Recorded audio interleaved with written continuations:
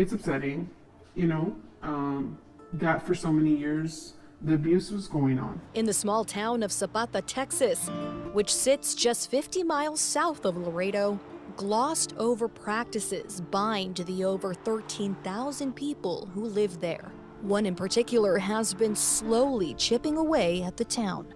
We used to have a lot of businesses coming in, whether it be for the oil field or for people being drawn in by the lake or different things like that. But in the last couple of years, it has really died down. Zapata was once a destination for anglers thanks to the annual fishing derbies held at the Falcon Reservoir. There was a time when the city thrived on its local business push, an effort led many times by the Zapata County Chamber of Commerce. But in recent years, community members say it's been different.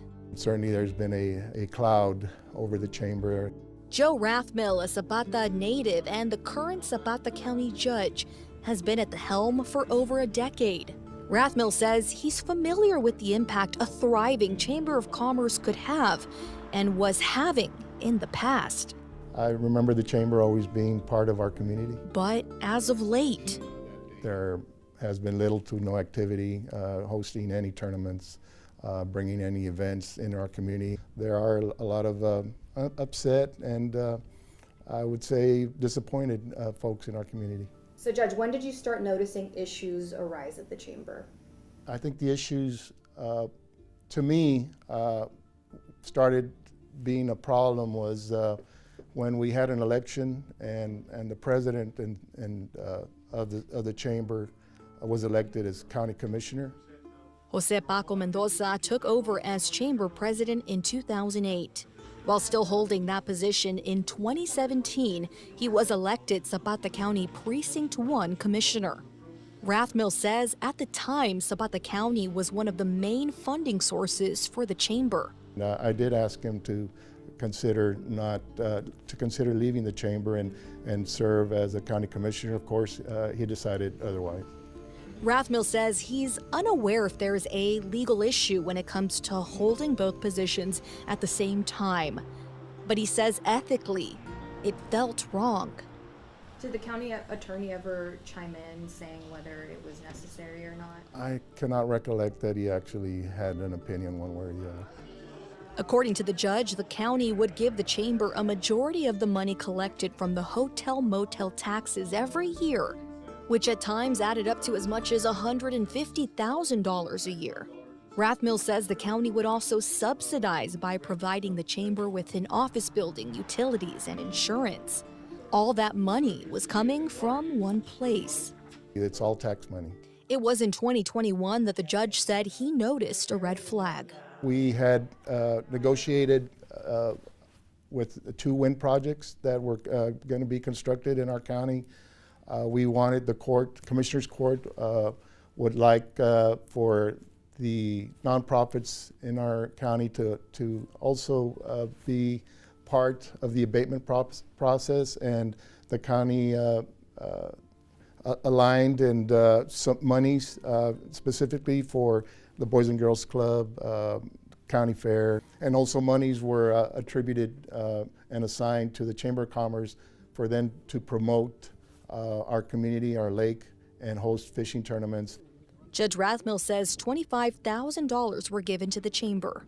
All that year there was no fishing tournaments. We started asking questions and started requesting information from the commissioner and the president of the chamber for documents to see where these monies were being spent. In an October 2021 meeting, the Commissioner's Court unanimously agreed to withhold funding from nonprofits until the court received their budgets and finances. A request the judge says other nonprofits were able to fulfill, but not the chamber. By July 2022, Zapata County had enough, so the Commissioner's Court approved an order requesting all financial statements from the chamber for the years 2021, 2020, and 2019, specifically for invoices, receipts, any proof of what taxpayer money was being used for. I think 1 week per year, so by August 1st, we would like those records to be brought to our treasurer's office. Explain to me how you go about a year with a president who is also a commissioner. What kind of conversations do you have back and forth in the course of that year? Well, certainly they weren't very congenial. Certainly we had serious discussions about in Commissioner's Court as to why these documents are required and the county is entitled to see these documents. It wasn't until August of 2022 that Rathmel says he received the chamber's finances from Joseph Peña, who had taken over as president of the chamber by that time and is the current president, but adds that its contents only led to more questions. Those documents that were originally turned in by the president and of the board to myself and to the county, those documents seem to be altered. Soon after, the chamber and Mendoza cut all ties.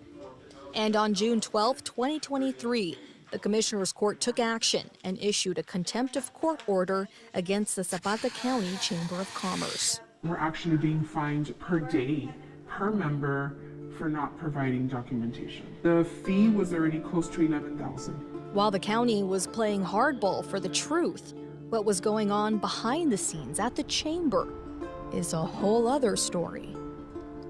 Turned in what I had to.